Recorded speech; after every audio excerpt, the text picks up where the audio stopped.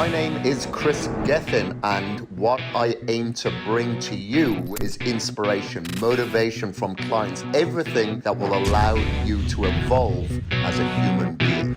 All right, guys, continuing with the 40th anniversary celebrations, we are here with Mr. Hunter Labrada.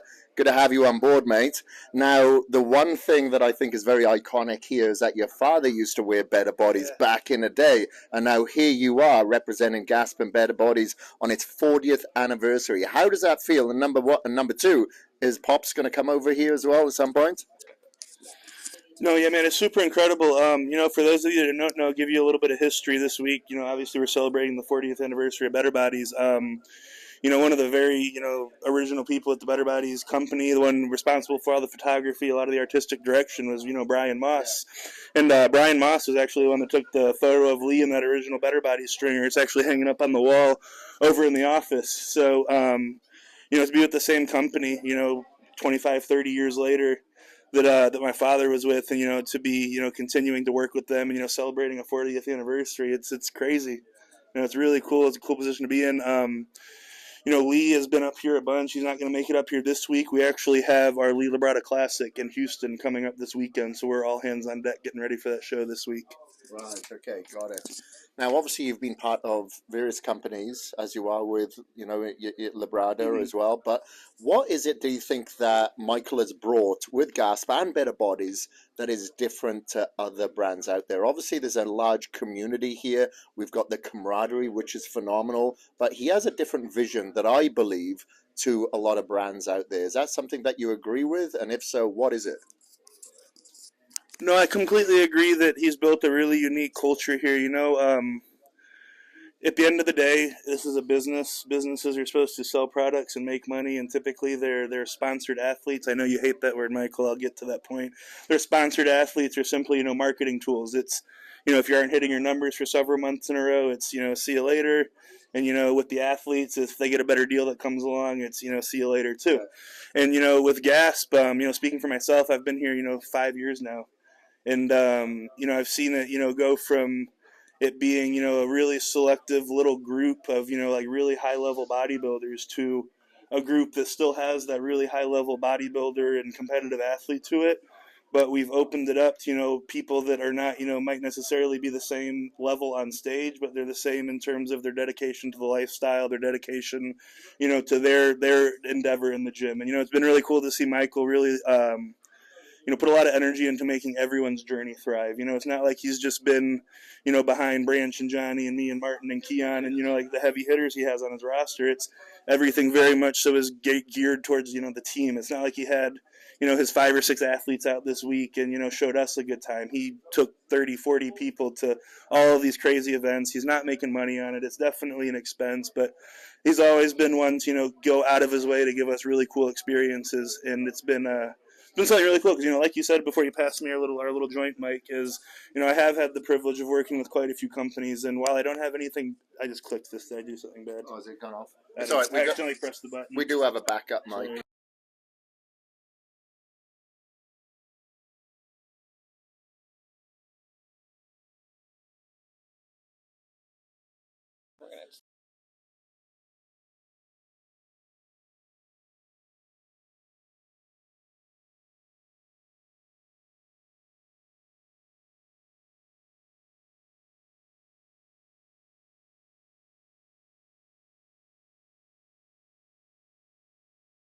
Sorry. Here we are. We're back. All right. It was, yeah, what were you saying? Where were we? Oh, yeah. Okay. All right. Yeah, I think you were carrying on with that, yeah. Yeah, so I've worked with a lot of companies. I've had really good experiences with just about every single one of them. I'm really lucky to be able to say that. But, at the end of the day, we haven't had any experiences, like we've had this week or like I've had on several other occasions. I haven't eaten dinner at anyone else who owns the companies I work with has, except for my dad, right? But, he's gone out of his way to really, make everyone feel included. And it's been a really cool vibe to have watched grow over the last 5 or 6 years. Yeah. We're just going to let Branch Cameo. Yeah. He's the only one that goes past. I don't give a shit. Well, the one thing that I really respect about what Michael has done is that, like, he puts like the athletes, the ambassadors, the community above here. The business is here, but it's propped up by everybody that leads it, and he always tries to get everybody to be the leader. And I think, you know, what you said was perfect, is that he wasn't just going for the big hitters on stage. People that are bodybuilders in their own right, that are trying to pursue their passion and be the best that they can be within their field. And Better Bodies has definitely encompassed that. Now, what do you feel that Better Bodies and GASP means to you? Better Bodies to me, I'm going to say two different things. So Better Bodies to me is a representation of the fact that, you know, the fitness community worldwide, because it's a worldwide company, is alive and thriving, obviously, because it's been 40 years in the making now. It's involved, you know, several generations of people, my father, me, you know, obviously Michael, his son. It's, you know, spanned generations at this point. So, you know, to see a company do that, that's very, very cool to see. As far as GASP goes, you know, at the end of the day right now, there's not a company out there that, you know, is more rooted in bodybuilding to me than GASP, and, you know, representing that company and what it means, you know, on stage and in the gym. It's really cool. You know, every athlete that is part of this team, I'd like to say, you know, represents exactly what I think GASP is about, and that's having that no compromise, you know, hard charging attitude with everything that you do, not just, you know, what you do in the gym or what you do on a bodybuilding stage, just, you know, everything in life, like living that no compromise attitude and doing what you need to do to get your job done. Win the day. Win the day. Yeah, got to throw that in there. Now, speaking of your personal journey now, obviously, like, I know after speaking to you competing in Olympia last year, even though you got a lot of accolades from a lot of people, including myself, now you weren't really happy with your rise to the ranks. You're like, I can do better than this. Now, do you feel that this year is going to be more of a breakout year? And if so, what for you personally? And what is it that you feel that you may have done differently this year? Is there anything that you've done differently, or do you feel that your body is just maturing even more now and growing into itself to be a threat on the Olympia stage? Yeah, so headed into this year, I think the biggest, you know, change or difference is just going to be the amount of time I had in between shows. You know, ever since I went pro, between, you know, recovering from a shoulder surgery I had and then having to do both the qualifier and the Olympia, I was never able to spend more than, you know, like 3-4 months tops, like in a surplus, really trying to grow. I had 13 months in between shows this year, so I was able to take a full, like, 9 months in a big surplus, and, you know, it was the first time in my training that I'd really, like, backed off and prioritized things based off how I was looking. Because, you know, it's so common that, you know, bodybuilders will come in and they'll improve every single year, but they just become bigger and bigger and bigger versions of their disproportionate selves. And I say disproportionate to say, you know, like, not way out of whack, but, you know, like me, for example, my back's been a historically weak body part. I've brought it up significantly over the years, but, you know, with this 13-month layoff, I wanted to show a true, you know, transformation. You know, when we come on stage in December, I don't just want to be a, you know, bigger, more conditioned version of Hunter. I want people to be like, what the fuck did he do to his back? And then have everything else in shape. You know, I want to make what was the weak body part a strong body part. And I feel like I had enough time to do that this year. So I'm really excited to show that off. You know, if last year was a, you know, breakout year, I've described it as the same thing. You know, the first Olympia, it was, this is a cool to be here thing. You know, the second Olympia was, you know, I'm out for blood. I want to place top 5. This year, I'm training to win. And I've said that to everyone that asks. You know, it's, I've always been really pragmatic about my bodybuilding. I've never, you know, been like, oh, I'm going to win the Olympia my first time out, or, you know, I'm going to win this pro show. Or I took my time. I always took my time. And, you know, headed into this prep, I am very confident that if I really get myself into shape that I have not been in yet, but I believe that I'm capable of, I think I can challenge for that title. So I'm super stoked about it. And do you look past the Olympia to think, okay, what's next after that as far as next year? Are you likely to take a year off until the next O, do the Arnold Classic, or what's the plan? I definitely won't take all of the year off, regardless of how the Olympia goes. But as of right now, it's blinders on for the 2022 Olympia. You know, the day after I walk off that stage, we'll make plans for next year. But until then, it's 2022 Olympia, full steam ahead. All right, okay. And just got another question here before you get on. What are you training today? You're actually training now. Me and Derek are going to train. You're training now. what influence? Now, I think you're working with Ben. Yes. You're working with Ben, and I was speaking to Ben last week in regards to the prep for this year. Now, does your father have any influence whatsoever in regards to how you're looking? Do you show him and say, hey, what's your feedback? And how does that look like? So my dad, Lee, has become two things for me in my bodybuilding camp or team, if you will. And that is, A, he is 100% my posing coach. We do the routines together. We've done it for every show I've ever done now. I've done 9 shows now. So I think out of the 9, like half the time he's found the song and half the time I've found the song. And, we'll put the routine together. A couple of shows he's done like a whole routine, text messaged it to me. And like I'll text them back and forth, and they pull this, I did it, and we'll get like a loose routine done, and then we'll start coming over 2-3 times a week and really hammering it out and learning it. But other than that, he is a very good set of eyes for me. He has been there and done that at the highest level. He has been there and seen me compete every single show I've done. Obviously I am my father's son, so we have, the same body systems and genetics mostly, so he knows how his body reacted to things, so he can give input, on how he might think my body will react to things, but he's a great set of eyes, too, in addition to be a posing coach. But at the end of the day, all the nuts and bolts, nutrition and supplementation decisions, very much so are in Ben and Liv's corner right now. Yeah. Okay. Awesome, brother. So thank you very much for this time, mate. It's great to have you here, obviously, this week during this, certain milestone that both Michael and Martin have created here and that everybody else has contributed to. So you are smashing back with Derek now. Is there going to be any competitiveness there in the workout? No competitiveness in the workout. Obviously, Derek and I train pretty similarly, nice control. They use weights that are appropriate for us. So I don't think there'll be any of that back and forthness. At the end of the day, me and Derek are boys. I think the only time you'll see us get truly competitive with each other is on an Olympia stage this year if he ends up in Open, which I hope he does. So we're about to go smash back, though, for now. That's awesome. And I know Nick will be capturing that, so make sure that you do watch that on the Gasp YouTube channel. Thank you very much, my brother. Hi there, everybody. This is the 40th anniversary of Better Bodies continuation, and we're here with one of the OGs, guys. Cisternino, you've been here for some donkey's years now with these guys, huh? I think we're going on about 10 years now, yeah. They contacted me back in 2013, and like, hey, would you mind coming to the Arnold Classic and signing autographs? And I was like, yeah, but what am I going to be signing? Because you guys don't have any pictures of me. So they're like, do you have any clothes, pictures, and gas? And at that time, obviously, because all the video shoots back then in the magazines were done by Per Burnell. Yeah. And any bodybuilder that remembers back in the day, Per Burnell would walk around with this big tub of Gasp and Better Bodies clothes, and that's all you shot in. And after the shoot, he'd be like, just keep them.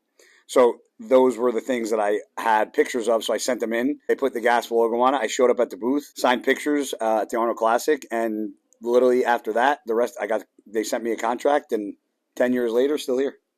So it's been a pretty crazy ride, and I literally started my career almost with them a couple years after I turned pro, and retired with them, and even still after being retired, I'm still just as active as ever. So I'm loving every minute of it. That's badass. I think I remember that, actually, when you were on the booth that year. I think Branch was on the booth there. Trish was there. Yep, Johnny. Yeah, Johnny was there. Yeah, it was a good time. And I used to do the same thing when I was shooting for Flex magazine back in the day, like 2005, 2006, and 2007. Give the athletes like Gasp, tank tops or whatever, because Michael would send them over and keep them.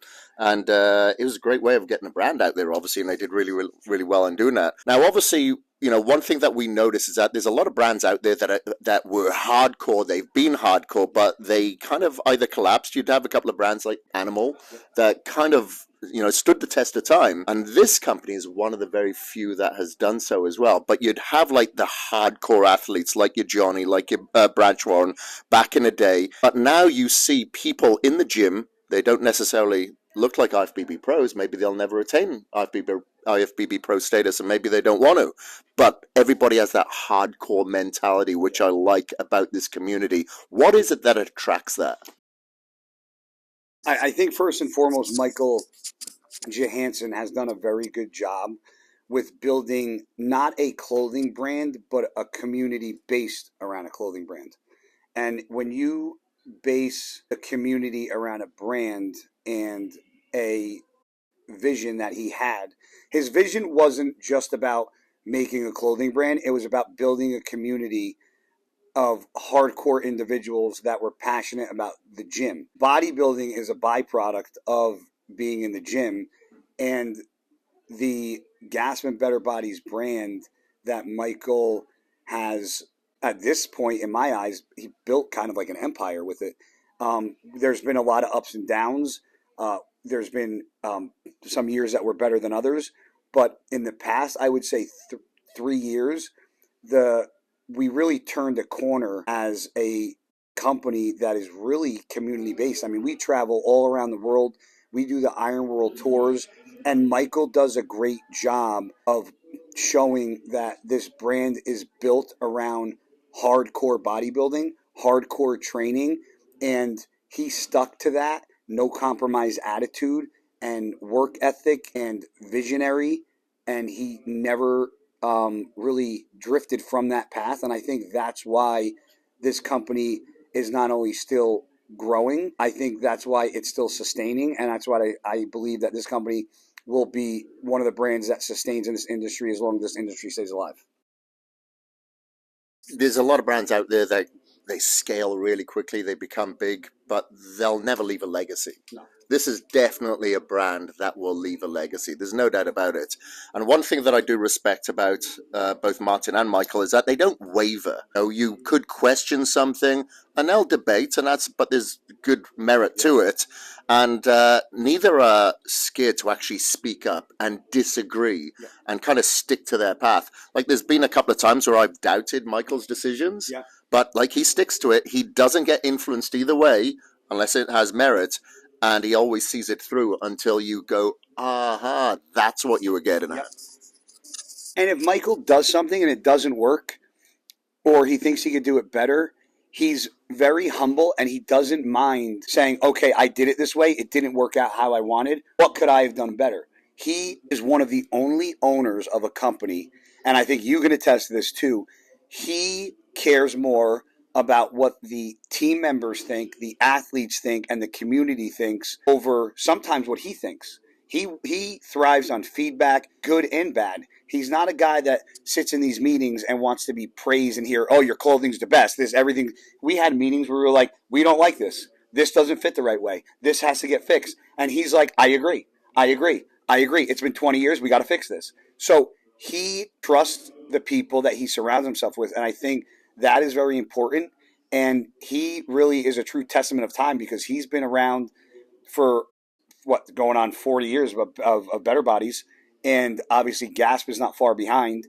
And to say that this guy hasn't put his heart and soul into this and has failed along the way, but when you fail and you keep getting up and you just keep pushing forward, that's why, had Destination Dallas, number one.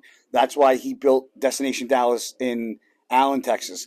And that's why we're expanding. And I think what we're doing now is kind of bringing the, not kind of bringing the brands together as one, but we're showing that I think a lot of people looked at Better Bodies as like the men's physique, not so hardcore brand. And I think he's doing a really good thing by saying Better Bodies, yeah, the clothing might be a little different and the color scheme might be different, but that's still just a hardcore brand like Gasp. So just because you're representing Better Bodies doesn't mean the hardcore goes away. The hardcore doesn't go away because you're wearing a different piece of clothing. The hardcore stays within the person and the mindset. So Michael has done a very good job in instilling that in all athletes, team members, employees, and the community. So I think that's why he's able to keep doing this every single. And anybody that is in this brand can see the catapult of increase that this company has shown, as far as, we had a couple years where things were a little rocky for a while, and Michael never strayed from what he thought his vision was and what the end goal was. And no matter how many times he questioned it, no matter how many times things weren't going the right way, when you stick to the plan and you're diligent like that, there will be, hurdles to get over, but he found a way to jump over every fucking hurdle and just keep moving forward. And now these brands are doing better than I've ever seen them. Now, speaking about you personally now, you've recently retired from bodybuilding as a competitive bodybuilder, not as a bodybuilder as such. Now, you've been competing for a long, long time, and it's very easy for people to attach their identity to that one thing. When you retired from bodybuilding, did you feel that you'd lost part of your identity? And if so, how were you able to compensate to still have the drive that you have right now when you're training? Because I see putting yourself out there and you're still training as hard as you ever did. Sometimes I feel like I'm training harder now because I have something to prove, because people always, bodybuilding to me was not my passion. And people kind of look at me when I say that and they're like, really? Well, like, didn't that give you like, your name? And I'm like, no, like I built my brand off of hardcore training. And I think that's why I fit very well with the Gas and Better Bodies team. But when I retired, was there a piece of me that was missing? And being on stage and being competitive and competing against the guys and, going through the contest preps. Yeah, I missed that. But before that even existed, the gym and eating clean and training my ass off was there prior to that. So I always told myself, no matter what, whether I was competing or not, I love coming into the gym every day and testing myself and pushing my limits. And I don't feel, as we've seen in this industry, you can be here and gone in blink of an eye. And that's just not in bodybuilding, but that's in life. So I enjoy coming into the gym so much every day that I train every day like it's could be my last training session. And I thrive off of that. And people think I'm crazy. Jay Cutler always tells me, like, why do you so train like that? But I grew up around guys like Branch, and I idolized Branch growing up. And I'm lucky to call Branch one of my best friends. And, people critique Branch of being maybe not so unorthodox with the way he trains. But that is just, some people have that switch and some people don't. And when I walk into the gym, that switch goes on, and that switch does not shut off until I'm out of the gym. And that will never change until I'm 6 feet in the ground in the casket. And that is just something, like I was training with a kid today, Jordan Weiss, and he was like, I could see after the first exercise, I had to just scale back a little bit because I was moving, and I could tell he was having a hard time catching his breath. And as weird as it sounds, I thrive off of that because I'm 40. These guys are younger than me. And if I could still walk in the gym at 40 years old and fucking bury them, then I'm still doing something right. So that makes me feel good. So am I retired? Yeah. But until these guys can start burying me, I'm still fully functioning. I'm still here. So I love it. It's cool. And I think it's like the way that you train is like an extension of your personality as well. You have some people that are just really laid back. Let's say Dexter Jackson, he's got a more laid back sort of attitude to the way that he trains. But then you have more intense characters like yourself and Branch, and it's an extension. Like I notice I train that way because I'm fucking aggressive and I enjoy that outlet, and that suits me, Yes. You don't tell people to train that way. However, this is the way that I train. Maybe it'll work for you. Maybe it won't. Exactly. There's different ways to skin that cat. So just to finish off here, I can hear the celebrations going on for the 40th anniversary birthday bash that's going on here. Can you give me your best Michael Johansson impersonation? It's good. That's pretty good, man. That's good. Everything you say, he'll be like, yeah, it's good. It's good. Yeah, it's good. It's good. Everything, it's good. Yeah, it's good. Yeah, it's good. Yeah, good. Good. That's perfect. I like it. All right, thank you very much, Guy. Really appreciate you, brother. Absolutely. And it's an honor to have you here this week and me be a part of this and share this couch and mic with you, brother. Appreciate it, brother. Mic drop. We're out. All right, everyone. Kris Gethin here for the 40th anniversary of Better Bodies. And now on the hot seat as we're getting to the end of the celebrations, we're doing the barbells and breakfast, or breakfast and barbells this morning. Then we got the Superstar Seminar with the inclusion of both Brett and Ivana. Thank you very much for obviously being part of this week. As Michael always mentions, it's the athletes, it's the ambassadors, it's the community that prop up the business and contribute and kind of lead the charge. What has been the highlights for you two this week?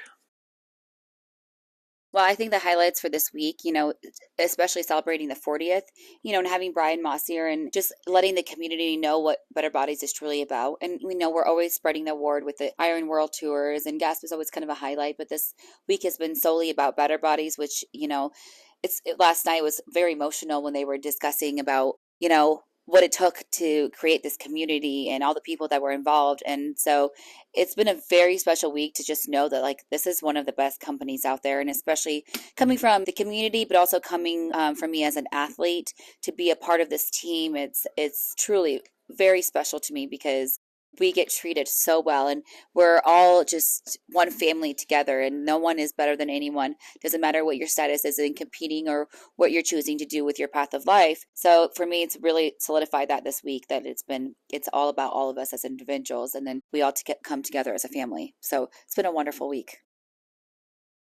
Yeah, absolutely. I mean, overall, what we haven't seen, we've been here, 3 years now, part of the team, you obviously a lot longer. But we've never really had everybody together, including the people from the Swedish side as well. So to get everybody, across the world involved, that is involved with Better Bodies all in one spot, that's been a lot of fun. I've had a lot of fun, especially meeting Martin, hands-on with him. Meeting all the, some few of the athletes, the people that work that we see on these conference calls that we know the names, but now it's time to put a face together, come together as one. And like she said, with the huge addition of Brian Moss, hearing the more so the history, we talk a lot about what's been more the last couple years with GASP specifically, but it's really cool to hear the history of Better Bodies. I didn't even know it just started solely as a gym. I knew there was a gym involved, but I didn't know that the clothes came quite a ways after the gym. So it's really, really, for me, informational as well as beneficial to know more about the history of Better Bodies, so we can spread that as well. And then also just the fun time we've had. We've had a blast out here shooting guns, traveling around, shooting the shit, and then, doing what we do best is just some intense training and teaming up as a family and having a good time. Yeah, good call. Like Michael has often said, broadening the perspective of everything, whether it be through the car racing, you have to look at the overall vision as opposed to being tunnel visioned, and doing all these activities outside of the gym has really bonded a lot of camaraderie here. Now, based on that, would you say what would you say are the main differentiators of being associated with Better Bodies and GASP over other companies that you've been associated with in the past? I mean, it's a world of a difference being with Better Bodies and GASP than any other. I mean, I've been training and competing and with sponsors for the past 12 years. And I was saying last night to people that came out to meet us and stuff that I've never been a part of something like this. The love and care for each athlete, and coming in here and being excited about what you're going to do the whole week. And, whether it's whether it's shooting, content, whether it's doing product stuff, whatever it is, there's more passion behind it and there's excitement behind it because the people that run the show and the business, like MJ himself, they're excited to have you here.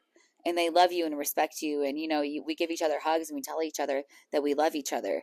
And I've never been with the company. I've looked at the owner, hugged him and said, hey, I love you because you truly care about me as a person. I mean, I think that says it all for me. And any athletes that some of the new ambassadors that I've helped bring on, just clients have had big transformations. They came out here and they've kind of met everyone for the first time last night. And they're like, this is incredible. They don't even know what to say because they're so excited because they can't believe it. So I think that says it for me. Yeah, with touching on her point, the personal experience, you just feel so much more love and family vibes from this team that we have. Michael brings everybody in with open arms. We're a family. This isn't a competition, and that's awesome to see. But for me, mainly it's just the professionalism and the organization is what separates Better Bodies Gas from any other companies. I know you've been a part of teams that you don't know what's going on until maybe a day before. They're not organized. Hey, you got to be there that weekend. You have no idea what you're walking into. Here, they plan these things. Not only months but years ahead. This has been an idea for a long time. We got agendas, we got everything organization wise at least months ahead. So it just shows me how much not only the organization, but how much they care about these things. And it makes us want to care about it. Once you see how much somebody's putting into it, you want to respond and put as much into it as you can.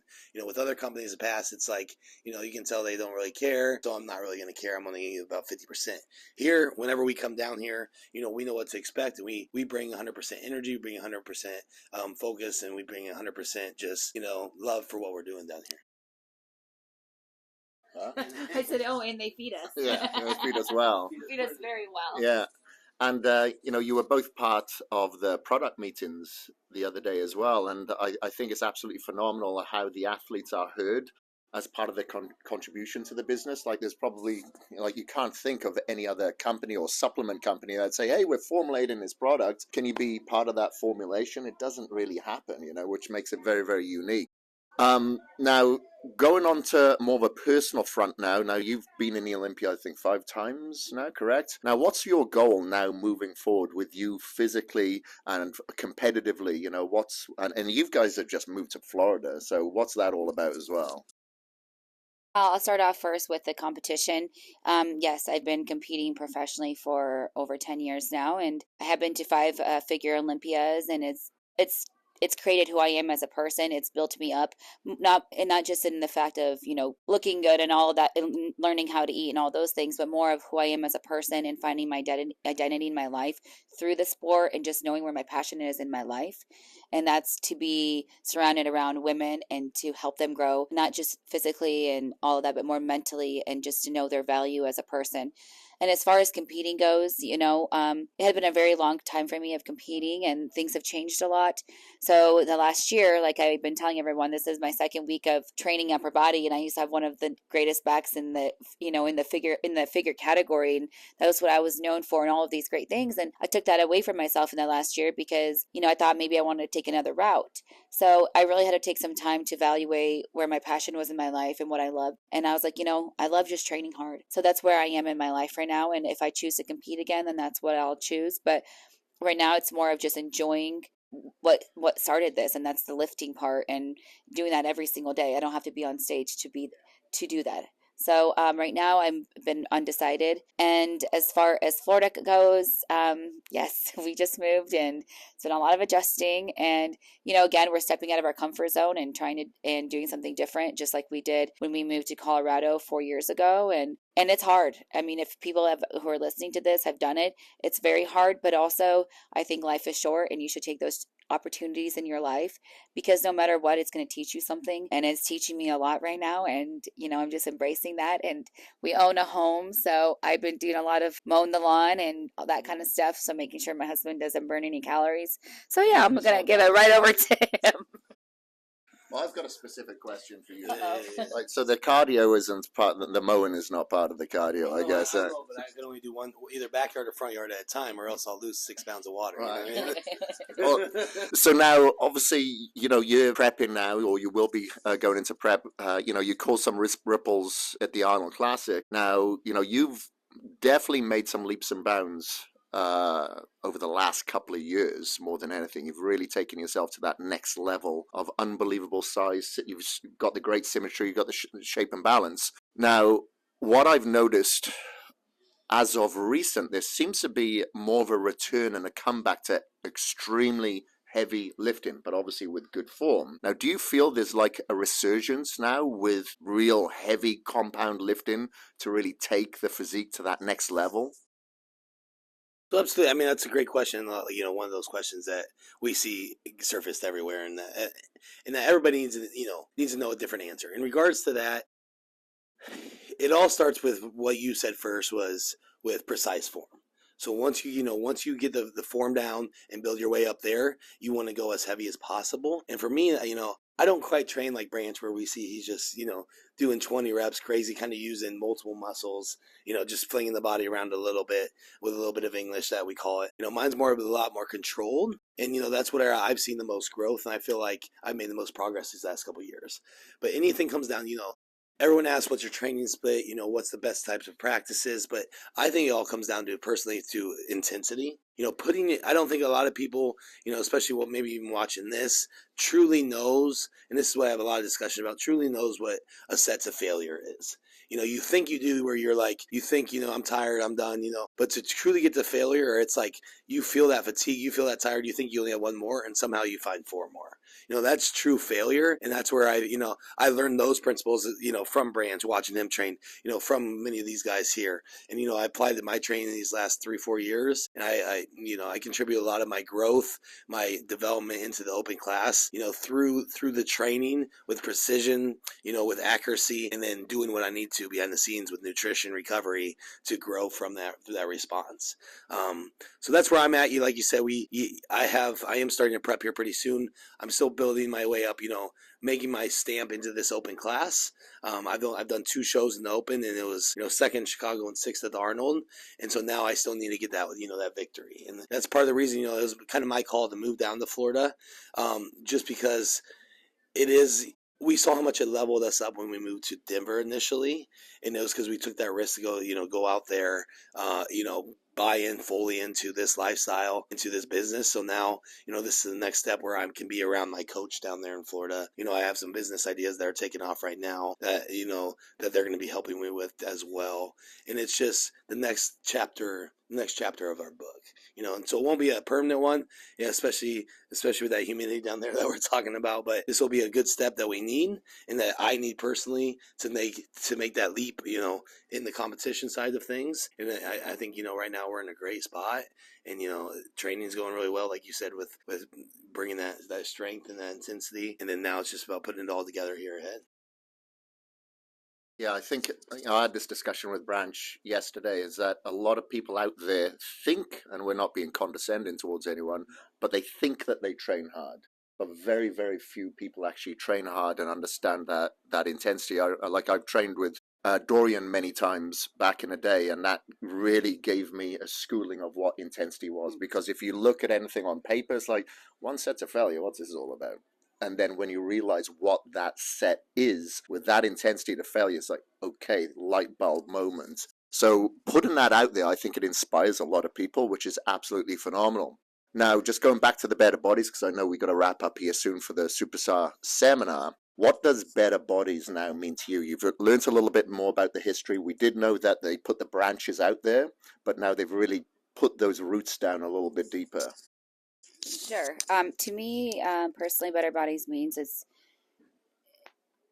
been a place of growth for me. It's been a place of where I have more of a sense of a belonging with a community that truly is doing something so different than anyone else. I mean, really, there's nothing much more I can say other than it's done a lot for me personally. And I just know that what I think is also great, and this goes to, a lot of people listening out there, you don't have to be a competitor or competing in the IFBB or the NPC or any of that to be a part of the team. You just have to have your own story to tell, and you have to be able to make an impact on other people's lives. So that means a lot to me. So, for a while there, when I was going through this transition in the last year, I was like, am I going to be able to be with a team? What if I choose not to compete anymore for a while, or all of these things? And, I've been reassured, and I've seen it through everyone else. It's the impact that you're leaving on people's lives. You don't have to compete. You just have to live this lifestyle that what Better Body stands for. And it's, it's working hard every day. And yes, I truly believe every person out there listening to this, if you're not training every day, you need that in your life. Whatever kind of training you decide to do, you need that in your life. And that's also what Better Bodies and Gasps stand for. And it's the mentality every day of working hard and also enjoying your life and with the people that, that you care and love about. And that's the people that we have on our team. She nailed it. Inclusion and family. That's what Better Bodies is. From the top, from these top athletes all the way down to the guys guys and girls that are just starting out. You've got this sense of, like I said, family, coming together. Everyone's training for something. Everybody has their own goals. So be it, Olympia stage or, bench 225. It can be very minimal, be very high, but everyone has the goals, and you don't, it's so much harder in these journeys when you're doing it alone. So this gives you that team atmosphere, this team aspect of, look at our communities, look at our Facebook communities, look at, how much open they are to having people in here like these weekends and stuff. It's like we approach you with open arms, and, we're here to help each other and then grow through this journey of our life together. Because, in a whole, especially when it comes to like the competition side of things and stuff, we are a little secluded. It is a little, different. It's a smaller niche, and the more we can stick together, the more we can spread, why we do this, why the love for this, and we do that through the clothing. We come together, we represent each other, and people recognize that. So Better Bodies has been, Better Bodies and Gasp has been huge for me, especially these last 3 years, and knowing that I got a support system, and and something we can always rely on. Thank you. And just to wrap things up, can you give us your best Michael Johansson impersonation? Well, you won't get fired. That's good. That's good. I don't even need the mic. I'm just gonna stand here and be the closest to the camera. And make sure I angle everybody. He's like, no, you stand over here, and he aligns us all. That was good. That's what was it. All right, thank you very much. I appreciate it. And that's a wrap from both Brett, Ivana, and let's get on to the rest of the celebrations. Thank you for having us. Good morning, everybody. We are coming towards the end of the 40th anniversary of Better Bodies. This morning, we've got the barbells and breakfast going on. That's it. Breakfast and barbells, same thing. Yeah. And then we got the Superstar seminar happening at 11 o'clock. So we're all set up. It looks like it's going to be another fun day of events.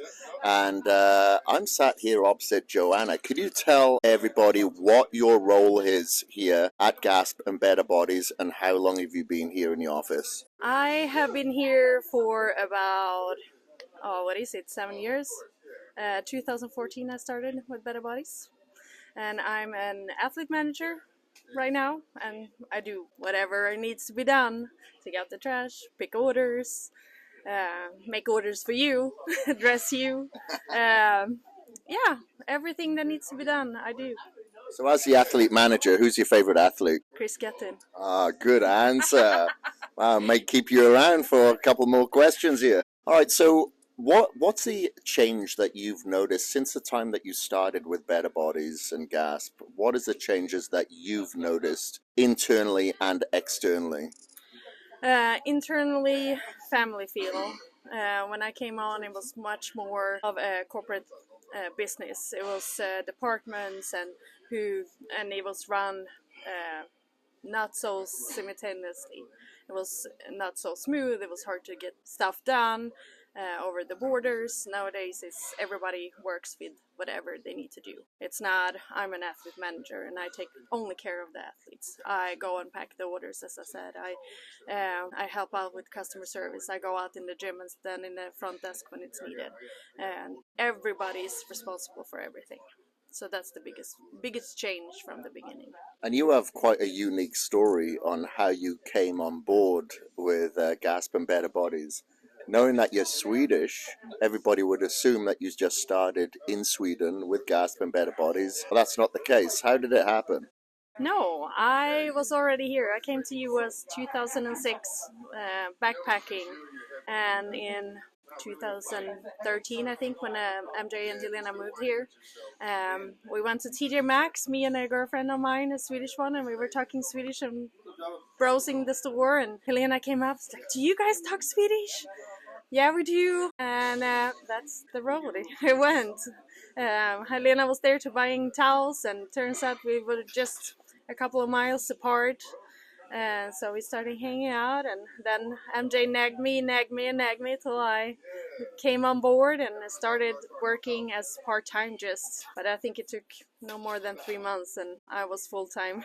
So it's a good start. That's cool. Were you even aware of Gasp and Better Bodies prior to then? I was not. I'm a swimmer from my background. I've been competing in Europe and mostly Sweden.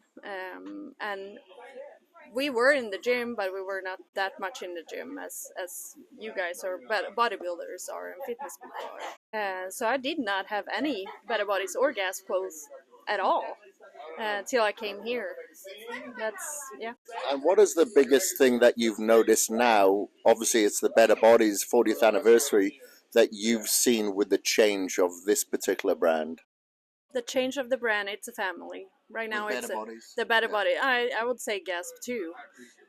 Everybody knows everybody. Everybody takes care of each other. And when we have big events like this, everybody's the host. Everybody's welcome everybody in. The ambassador feels like they're they are a big piece of our foundation and what we're doing. The athlete is just helping us to spread the word and spread the family feeling and the mission of changing the world to a better place through fitness in the world. And based on the athletes' feedback to you, what do you think that they feel is different being a Better Bodies athlete as opposed to working for other brands in the industry? So what they are saying, they are amazed. They are amazed of the open arms, the open concept. The door is always open. Other companies is more stiff, and they have rules and they have a contract that you need to follow. You need to see in so many posts. You need to do these and those events. And here it's exactly. Here it's, we want you to want to be with us. We want you to pick the clothes in the closet that is Better Bodies and Gasp and take them on and get the natural marketing in of it. So it's never ever about how many posts you do or how many likes you get on the photo. It's all about what do you do for a family, how do you grow this, and how can we do this better. And what have you noticed with the actual brand, the clothing brand of Better Bodies, like the style, as opposed to, maybe like when you first started compared to today? So when I first started, it was a design team and a production team who decided what we were going to wear and how it's going to fit and what was in style for right then and there. Every Thursday we have a meeting with all our athletes and some of our ambassadors to get the feedback. They have the real-time feedback. How is it feeling? How is it in the gym? Is the leggings see-through? Is the pants too long? What do we need to change? And right now, the clothes are made exactly how the family wants it to be. And with family, it's not the production team or design team or what we are saying. It is what you as an athlete, what ambassador is saying, what our customer likes. Yeah, there's not enough see-through leggings. Are we going to see more of those in the future? No. Okay. Hope so. Hope not.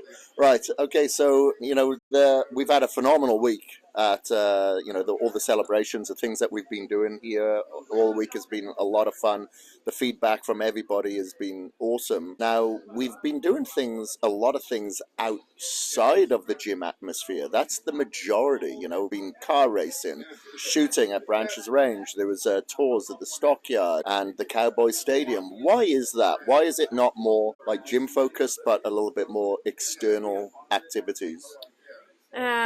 As you grow in the gym and you focus on the gym and you're competing or whatever you focus on, you also need to have a broader spectrum and see more stuff and open up your eyes. Yeah, training is your number one thing that you're doing. But for being better at it, you also need to see more, visualize more, and be able to take in other cultures and other situations. So that teach you more to be better in the gym. And just to finish off, can you give me your best Michael Johansson impersonation? OMG. Now I need to take out my Swedish accent because it's there all the time. No, I don't have one. You're not going to get fired. From I don't have one. Okay. I really don't have one. All right then. Okay, no worries. Well, thank you very much for joining us. It's been a pleasure being here this week, and I really appreciate you dressing me. You're more than welcome. I hope you guys like it. We are nothing without you guys. Nothing without our athletes. We're nothing without our ambassador. We're nothing without our family.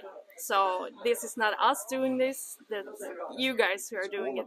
Yeah, you guys making this happen and making it fun. And yeah, we provide with the stuff to make it fun, but you guys making it happen. Thank you. I appreciate it. Well, happy birthday. Thank you. Hey everybody, Kris Gethin here. We have just wrapped up the celebrations of the 40th anniversary of Better Bodies. The entire week has been absolutely phenomenal. We just finished off with the Superstar Seminar here, and I'm sat opposite Ollie. Now, Ollie, can you tell us a little bit about yourself? Because you've got a very unique story compared to a lot of the other athletes here, and how you came on board with Better Bodies. I came on board with Better Bodies, I think it was 5 years ago. I reached out to Michael Haynes, and I've been wearing the clothes forever, basically. And I've been touring a lot, been using this stuff, and I thought it would be a cool idea to do a collaboration. And the magic really happened when I actually started to learn and get to know the people, the team, Michael Johansson, and all the other athletes around. The hospitality has been pretty fucking crazy. I mean, it's just like, Michael Johansson has been like so humble.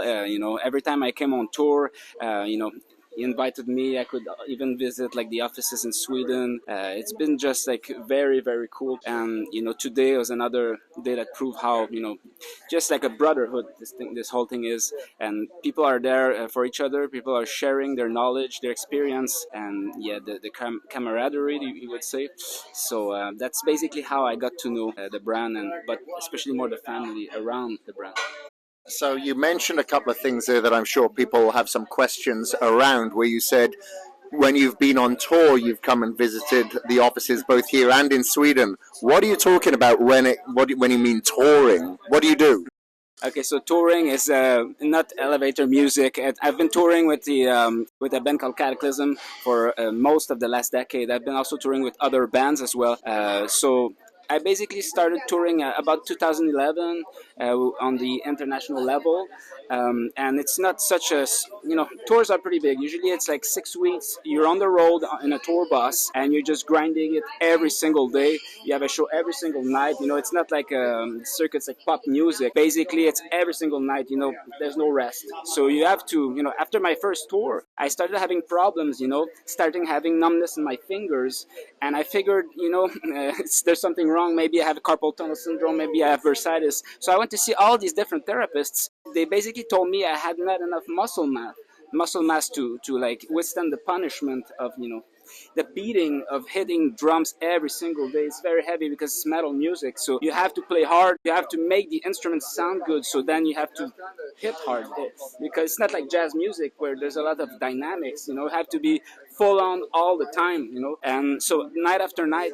So basically, if your body's not how could I say, conditioned, or like, there's the conditioning part, like the cardio aspect, but also mostly the muscle mass, the tendons, all this kind of like system that works together. You have to be more, flexible, but also strong at the same time, like an iron cobra, so that's the thing.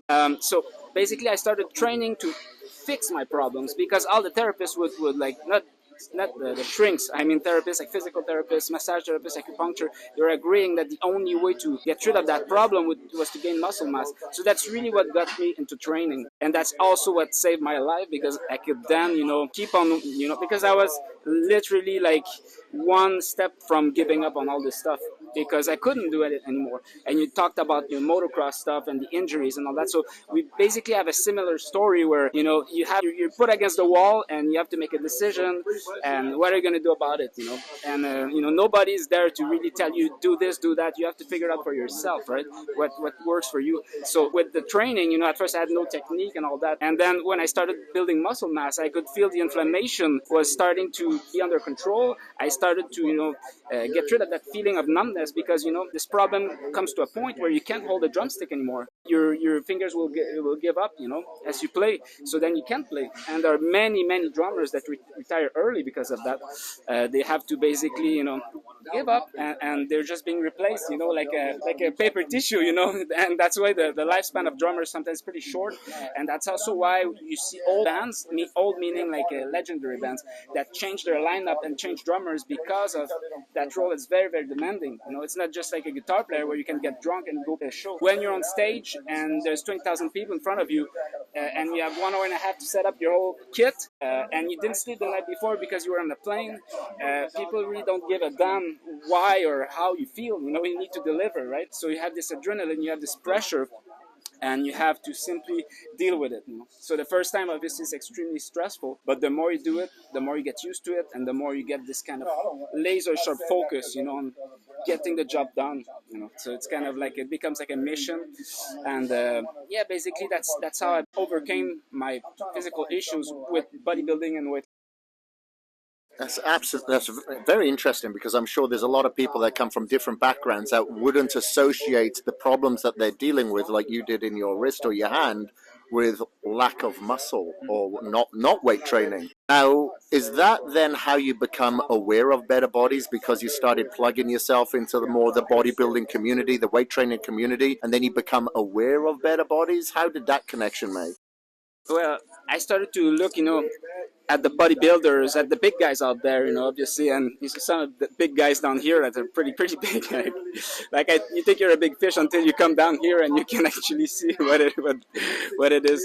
Anyway, so yeah, so then this is when I started to see the brand. This is when I started to get some of the clothes and all that. And we got some decent exposure, on bigger stage and all that. So I thought, what, there are these other brands that I see that get, like deals with big artists like Ozzy Osbourne and all that. Other brands like rock brands, right? But I thought this brand also had this, badass vibes. And there's a way to do like a cross, like a kind of collaboration to expose also the brand to all the attendants and the crowds that listen to this heavy music, because metal listeners are hardcore usually, and a lot of them train, a lot of them like fitness. We're not like in the 80s anymore where everybody gets fucked up and drunk and eat garbage. There's a lot of people that actually are health conscious, and you would be surprised how many people on tour are now like checking the nutrition, waking up early. This type of like party lifestyle. It's good for a while, but eventually gonna pay the price, right? So that's why earlier at the seminar, I was discussing about the health and lifestyle, kind of like where you find the balance between that. And on tour, it's very difficult to find the right balance to basically stay healthy, because touring kind of imposes a stress on the body that there's no other way you're gonna get that stress and crazy, like trying to find food, trying to find sleep, trying to all this recovery aspect is completely destroyed on tour. So you have to create your own routine. Basically, what I say to fans or people I meet is like, you have to bring home on tour rather than bring the life on tour back home, because usually musicians, that's what they do. A lot of them, what they do is they come back home and they keep on getting drunk and fucked up, and that's pretty crazy. And then their wives have to deal with that, their kids have to deal with that. So the best way to keep discipline is really to create your own routine, create your own world. And sometimes you're gonna get some looks from other people, like, what the hell is this guy doing jogging at 7 in the morning, the parking lot, I used to bring my gym boss and do sprints and stuff like that, and you get some weird looks. But you know what? You have to know, your path. You have to kind of like create your own world amongst the chaos, because it's very, very chaotic. As you know, we've traveled a lot, right? So. Yeah, it's interesting that you said that about the bands of the 80s and before, where it was like a lot of drug-filled, alcohol-filled party. And now I know a couple of the guys from like Chimera, Mark Hunt, and I know Jamie Mathis from Bullet for My Valentine. And they've said, they've been able to control their environment while they're on the road and stick to their workouts. I remember training with Mark Hunt of Chimera when he had like his little bench that he'd get out of the van and work out with. So how do you stay on track when you're on tour then? Do you find yourself working out like in a parking lot, in a hotel room, in the bus? How does that look to you? Or do you try to seek a gym whenever possible? No, absolutely. The way it started out, first tour I did basically in US, we had power blocks. Okay, so adjustable dumbbells, just like you were explaining earlier, during the pandemic, you had your set of adjustable dumbbells and tension bands. Same thing, If you're always waiting to find a gym, it's going to be very difficult to really be consistent, because it becomes kind of like a variable that you don't have control over. So you bring your power blocks or whatever you use, ball flex, whatever, and then in parking lots, just this with a yoga mat, you can already do a lot of stuff. And I would say like if you're flying, then the problem is carrying weight. So you can do like sandbags, so you can then fill them when you're at a destination, or tension bands for the most part have been like a lifesaver in the last tours. Especially when you go to Europe, Japan, Australia, whatever. I always try to keep some kind of workout. The only thing I would advise people to do if they're doing a lot of travel is to be careful when they don't get the sleep, because I've seen people trying to really push it in a way that like they sleep 2 hours per night. I'm going to go still, squeeze my workout at 3 a.m. after I finish the load out, it's a bit dangerous to do that, because your cortisol is going to spike like crazy, and then you're basically burning the candle both ends. So you have to find a balance, and it's very difficult to know when you're starting. It has to go with experience and trial and error, and you're gonna feel it if you come back from a tour 6 week long. If you just grinded the whole thing, the whole duration of the tour, you're gonna come back and you're gonna be scrapped for like 2 weeks. You're gonna feel it. So yeah, there's a way to make it happen, and the less you depend on the environment, the better. And speaking of which, obviously you got to find yourself like an hour a day or whatever it may be to work out. But what about the rest of the time where a lot of people struggle, and that comes with nutrition? Do you have any hints and tips when people are traveling a lot, how to stay on their diet? Nutrition is definitely the toughest part, because you cannot just fly with a bunch of meal preps inside your suitcase. So if you're touring, let's say more, I would call it locally, let's say Canada and US, when you're touring inside a tour bus and you have access to like a microwave, there's a way to cook. Last tour I did in US, I had like this. I don't usually use microwave. I don't have one. I don't necessarily like it either, but I managed to cook white rice there. I had this Foreman grill where you can put your meats, your vegetables, and you don't need that much. And people like to find excuses. Oh yeah, it takes too much time. You know what? It doesn't, man. In US, you can find Walmarts 24/7. You can have your Foreman grill, you can have a microwave, and with that, you're basically all set. You steam your veggies, or you just fry them or whatever, asparagus and all that. And there's a way to make it happen. It's just first, it's because it's easily accessible. In US, everything's open all the time, every day. Yesterday I was on Amazon. I could order stuff that arrives like 4 hours later in my room. I was like, what the hell, man? This is insane, dude. I remember in Italy near Venice, we were there, and between like lunchtime and dinner, don't try to find a restaurant open, man. There's just nothing's open, man. So people become a bit lazy because everything's accessible at all times, so they don't really plan ahead. That's the biggest part, is the planning, because when you're hungry, it's not the time to start cooking. You need to plan before that, otherwise just gonna grab whatever is there, cookies, chips. And on tour, the problem is the devil. The devil's there all the time. You're done with the show and they come with a bunch of pizzas and beers and cokes and all that, so you're gonna be, well, you know what, it looks pretty good, especially after a full set, an hour and a half, so that's the temptation you need to resist, right? Yeah, that's a great answer. Now, obviously, you've been participating in a lot of the activities here this week. Number one, what have you enjoyed the most out of this week? And number two, what does Better Bodies mean to you? For the events, I missed a few because I wasn't here. I was in Brazil, but I would say the most epic event was at Michael Johansson's house. It was definitely like the brotherhood assembled. The food was incredible. The mood was awesome. It was short, but it was very good. And that's the thing. You don't feel like you need to pretend or anything. Just everybody's friendly, everybody's welcoming, and that's it. And what Better Bodies mean to me, like I was explaining earlier, the more time goes by, the more I understand the vision that was behind all that, and it's a movement. It's not just like a brand.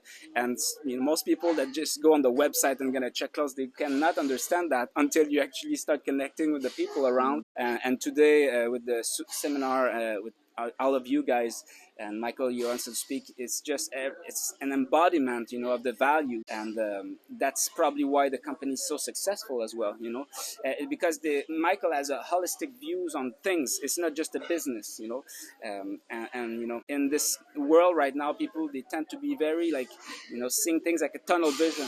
We want to get this done. For example, we want to sell this product, we want to do that, but I think most successful people I know, they have a much wider view of things and of life also. They integrate their way of seeing life into everything, into their mind frame. And Gasp and Better Bodies, the brands embody this vision that's much wider than just a clothing brand. Mm-hmm. Okay, and just to wrap things up, can you give us your best Michael Johansson impersonation? Oh, shit.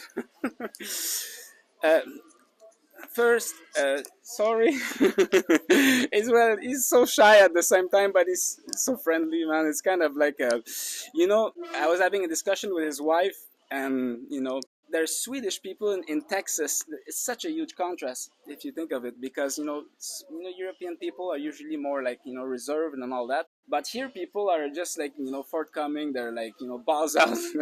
So it's kind of an interesting perspective, And I was talking to his son Edmund, which grew up in Texas, and then this guy, then this guy is like a Texan, I speak to him. But so I think they have the best of both worlds, meaning that they're inclusive in their way of seeing things. They're very respectful, and they want to share.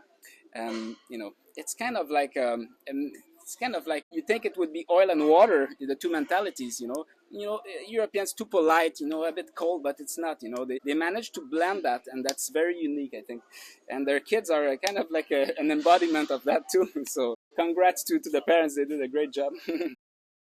Awesome. Well, thank you very much. Really, really appreciate you taking your time to answer these questions today.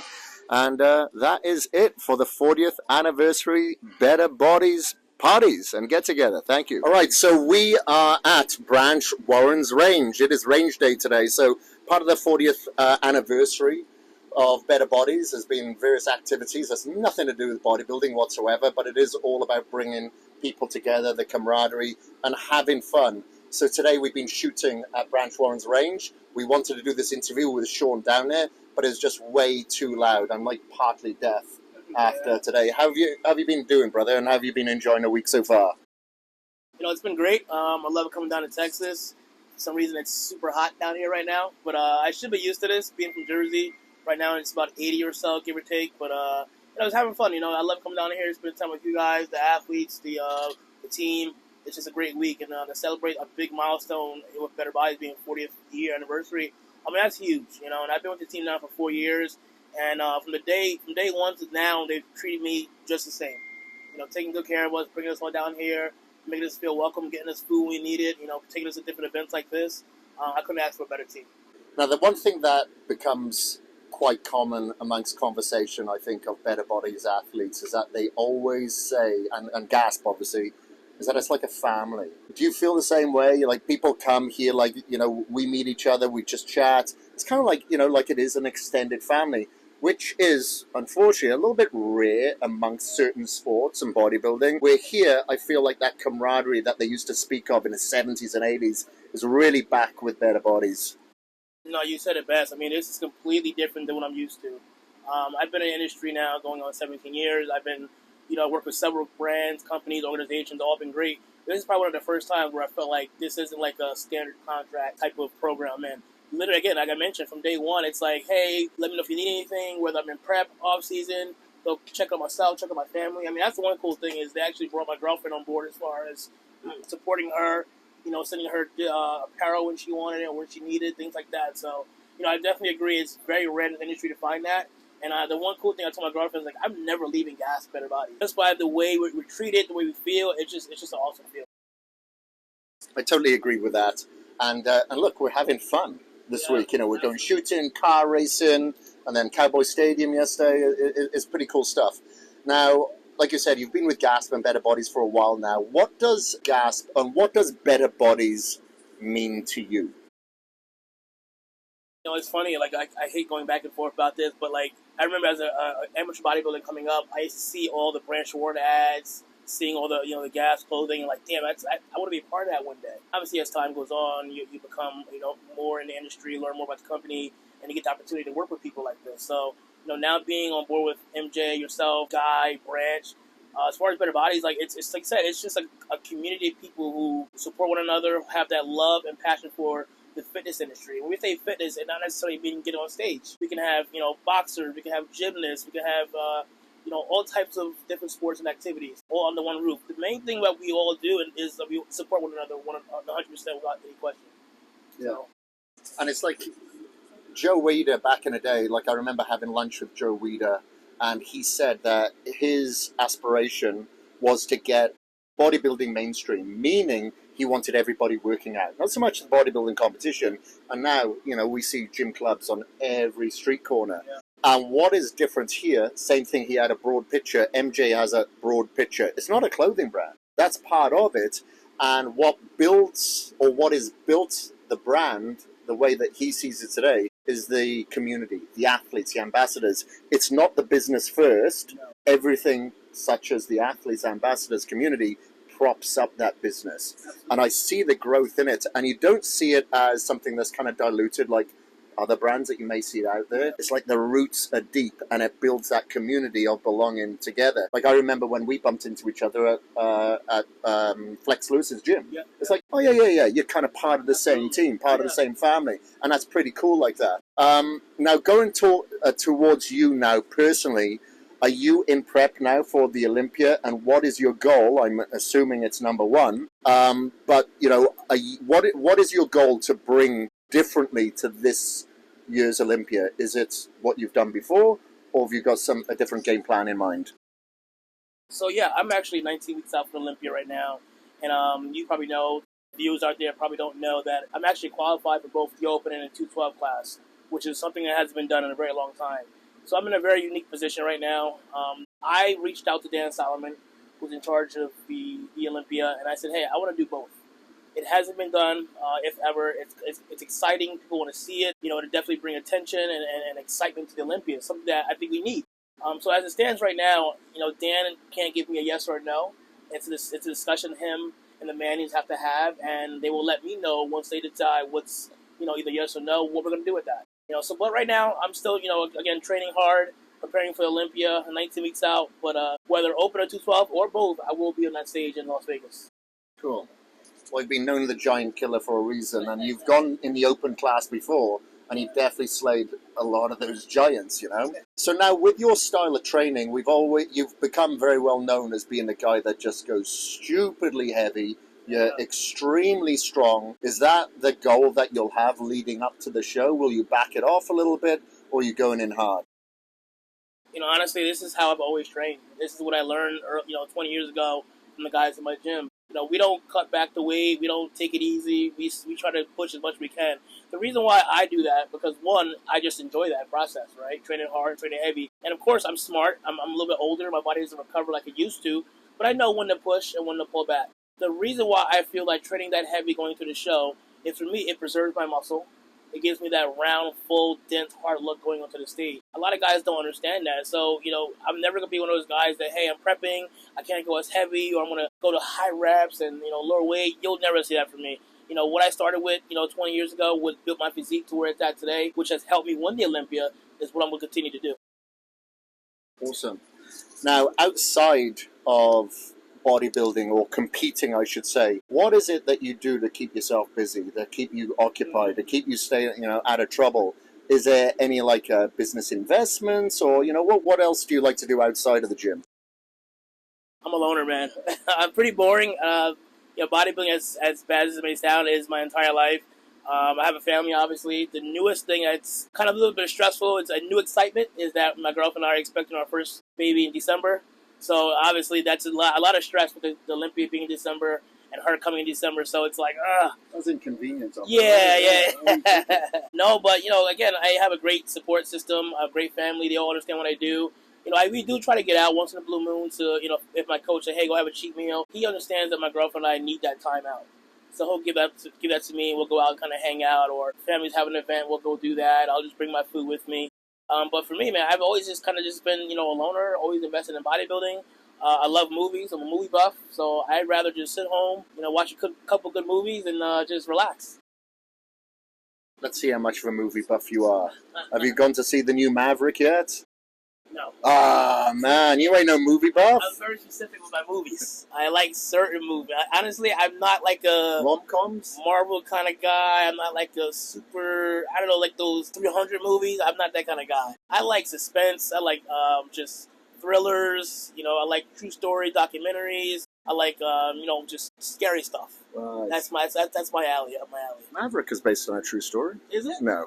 Oh, But it's phenomenal. It looks true. It's so good. I tell you what, when you see that, you'll go, you know what? Chris was right. I should have gone to the movies to watch that.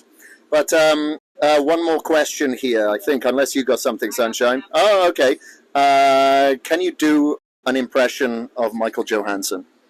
Just put me on the spot here. You get, it has like so many different sides. Or, you always try to stay on a good side. And it's like I just hear him when in the meetings. He's like, you know. It's like what? What's he say? I love MJ though, man. He's a great guy. He's a great family man. Great businessman. His entire family. I love them all, and I'm just truly thankful for the opportunity to be here. Got it. Actually, I do have one more question as well. So tomorrow we're going to be at MJ's having a barbecue. Yes. In the evening, I'm going to do my best to kind of avoid his little dogs. And but he's going to have 2 ice baths there. How much of a tough guy are you, Shaun? Like, can you get in one of those ice baths? I'm a tough guy, but man, when it comes to that cold, I'm not that guy. I love, like, I'm in Texas right now, and this heat's, 100 plus? I absolutely love it. I'm actually moving to Florida after the Olympia, and I can't stand the cold, man. I hate winters. I hate snow. So, no, you will not catch me in an ice bath. You don't want to be harder to kill? Yeah, no, man. Hey, I'm all about recovery and all that good stuff, but I'd rather get massages and cupping and all that other stuff done. Hey, how about a massage in an ice bath? All right, what question do you have, Sunshine? What's your favorite movie? Oh, that's easy. My girlfriend absolutely hates these movies now because I literally can watch them like I've never seen them before. But all of the Back to the Future movies. They're awesome. They're badass. All I love that. They literally still come on to this day, and I will put it on, and I'll just sit there like, and sometimes I'll say like the lines. Think, McFly, and think. and she absolutely hates it, but it's my favorite movies. I love it. Another MJ. yeah. All right, okay, well, thank you very much. I appreciate it. Now, if anybody is out there wants to find you, they want to follow your Olympia prep, how can they catch you, dude? So, yes, Instagram, my name is just on there, is just Shaun Clarida.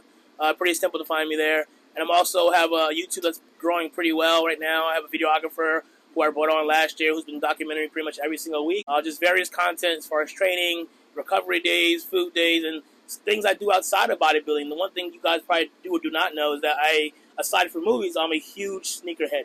I've been collecting sneakers since I was in high school. I used to work with both Foot Locker and Foot Action. And so I collect Jordans, Nikes, just rare shoes. And I love to attend sneaker expos. I'm actually going to one at the end of this month for a 2-day expo. So I guess that's my getaway outside of bodybuilding. That's cool, man. All right. Thank you very much, everybody. And from Branches Range, we are out. So we're on the second day, I believe, of the 40th anniversary. Yesterday we went car racing. People enjoyed it. Yesterday I was speaking to some people about it. They loved it. Yeah. It was more than what they expected. And it seems to be the same way today.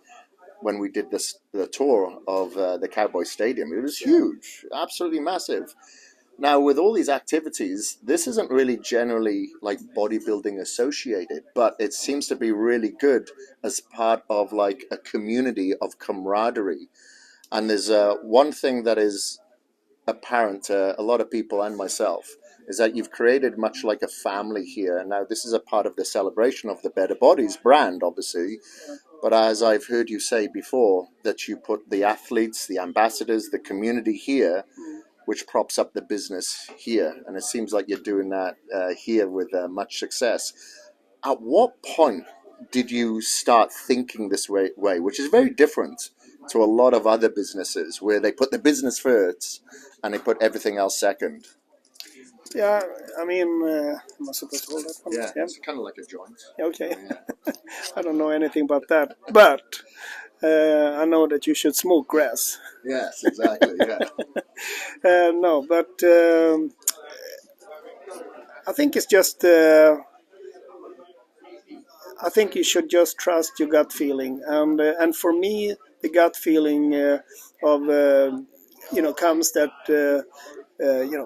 bringing people together, create a really good time together, like that lasts much longer than, short-sighted financial goals or, kind of like just running for success from a financial standpoint, but not success in life. So I think, and also like when when the so-called business is growing, then you think you need to do certain stuff and you need to grow up the business and whatnot. So I kind of also seen the adverse effect of it, where you get more structure, you get more silo, and then you're kind of losing the the camaraderie. You're losing the. It's not the handshake anymore. It's like a contract. It's not like a mutual discussion anymore. It's like it's making up commercial rules together and things like that. And I don't see that as successful for the culture. If you want to have a thick culture, I believe in giving unconditionally between each other and create essentially it's a little bit like creating love, real love, instead of having fake relationships where it's because of money we are together. No, we should be together because we like to be together. We should be together because we like to travel together. We like to eat together. We like to see stuff together. And that's why we kind of like go and do the Cabo Stadium today. That has, not so much to do with training, but for those who have an open mind, it could be about the dreaming bigger than you normally do. Thinking larger than, thinking the unthinkable. Like when they built the stadium, they had to think the unthinkable. They had to think out of the box. They had to, set like a level that nobody has done before. And that inspires me, and I think it inspires a lot of other people, make them feel empowered to take on life in a bigger sense.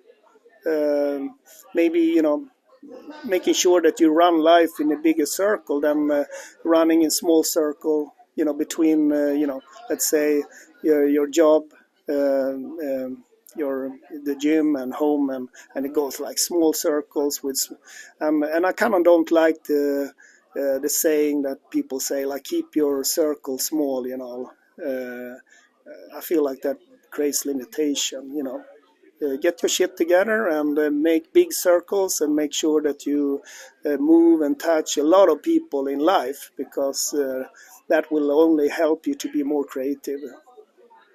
And if that creates pressure on yourself for doing that, that's exactly what it should be. Under pressure we grow, and that's why we need to make room for stuff like this, take the time. There is a lot of people that I know that I'm kind of missing today, that I feel like they are talking the talk of being in person, but they can't really come out of their little circle, they want to do stuff, but they're a little bit too stuck in, I need to do this today, I need to work, and I think making the right priorities to see life in a big windscreen and not out of a straw is kind of like, that's why we do this, Yeah, and I definitely see that, through your life. You go out, you travel, you have a lot of adventure, and you've always said that there should be a smaller contrast between working hard and playing hard. They should kind of merge together here. Now, I think that we're witnessing a little bit of that this week, where we're seeing a lot of fun. However, there's work involved. What do you mean when you say they kind of cross-pollinate each other? Yeah, I think like as human beings, you want to simplify situation, especially if it's stressful. You want to kind of like you want to clean out the clutter and go and focus, But the problem with that is that you're making the big windscreen smaller, and you're limiting yourself. So I think making sure that you open up and you see all the stuff in life that needs to be taken care of. And it's not only work, it's not only fun, it's kind of like they are all on the same windscreen, and you can't really separate it, and it becomes like a challenge to take care of obstacles, and when you succeed you feel success. It's about making sure that you understand that it's important to play and make fun, play stuff. But it's also equally important that those challenges that you have in life, they are also fun in a sense that they are developing you, and you feel a sense of play and achievement when you succeed with them. So it's kind of like, that's why I just mean, like, everything is happening simultaneously, and those who are truly successful, they are working with the whole windscreen of different things coming at them in life, or and they are on their path, and they are dealing with everything at the same time. And the whole trick is just to embrace that, and embrace that it's difficult, and then just try to navigate your different priorities. Because the most important is that you play and have fun, and you can't just work, and kind of bury yourself in things, or let's say you have a goal. If you want to really succeed with whatever crazy goal it is, you need to be diverse. If you're not diverse, you're single-minded and you're focusing on that like crazy, you're going to fail. The ones who succeed really good, they are actually taking time off to do other stuff in order to succeed with their goal. And people are so afraid to take time off that they limit themselves from success. That's why it's important to do these things. Yeah. Like, I'm wondering if bodybuilding, to a certain respect, can have a help or a hindrance towards that kind of outlook. Because you're bodybuilding, you're always on it, you're always thinking about the next meal, the next workout, the next competition. But then you have people like Branch now, who's really, like you said, he's got a broader perspective, even though he was such a regimented, hardcore bodybuilder, and he still is in the gym, just not from a competition aspect. But what I think is just very valuable about Branch now, like, he called us up last week, as I'm sure he did with everyone else, to say, hey, is everything taken care of? Is there anything else I can do to take care of you guys? And then, obviously we're going to his range, I think, tomorrow. So he's contributing there. He's been driving us around. He's getting the tire fixed now on Relentless. There's a lot he's contributed to, and now he's kind of really fit into this new role. How do you think he has been able to shift his way into this role, as opposed to that maybe bodybuilding could potentially make you so strict and narrow-minded as opposed to a perspective? Yeah, like, it's super simple. Like you said about, bodybuilders, you can either choose to be a one-dimensional bodybuilder, which is not going to go so good. And then you can be like Branch, that you have several dimensions, and because of that you become a successful bodybuilder. And then the transition for him now, together with more of gasp and less of competing and better bodies, is that it goes easy because he's always been multidimensional. So when I'm, let's say I'm working and playing together with Branch, there is no... we don't lose time on dialing stuff in, because we are already on the same page about the big windscreen, and there is plenty of stuff that needs to be taken care of and be addressed, both from a kind of like challenging way, and from an opportunity way, and from a hygiene way, So I think he groomed himself already from an early age to fit into what we are doing, or what I'm doing together with the team here, as well as winning a couple of Arnolds and coming second at Olympia. All right, so the 40th anniversary is obviously like a huge deal here. 40 years, that's quite the milestone that we're celebrating. Could you tell me what Better Bodies means to you? Yeah, essentially, I mean, for me, Better Bodies means everything that we talked about, like empowerment for embracing the big windscreen, and the big palette of opportunities and challenge that life have for you if you are curious. Better Bodies started like an empowerment journey at large for women they can train in the gym together with men back in 1982 with Brian Moss, and he kind of spearheaded the right for women to carry muscle just like men, and I think dreaming big and letting people dream big, whatever goal that is, letting people have their dreams alone. Don't try to nitpick them or live something else. And that's kind of what Better Bodies means to me. And the core values of being no compromises and no excuses and being relentless, all of that is what Better Bodies means for me. I think the iron, in a sense, never lies, and it fosters you, it creates character, and it creates all kinds of traits that is useful when you meet life at large, and I think it's kind of there to hold our hands, as we are, learning what's important in life, Yeah. And one thing that you'd mentioned a while back is that with your other brand, Gasp, that you'd really put the roots down deep. And with Better Bodies, initially you'd kind of branched out a little bit further, but it seems like the roots are now really planting themselves and taking depth. Is there future plans that you have for Better Bodies that you hadn't had a couple of years ago? And if so, what are they? Yeah, I mean, it was kind of like natural reasons, when we took over Better Bodies to do it under our own regime back in 1994 and produce Better Bodies on our own. Then we were like Gasp is today, very very niche and very true to our core and all these core values that we talked about.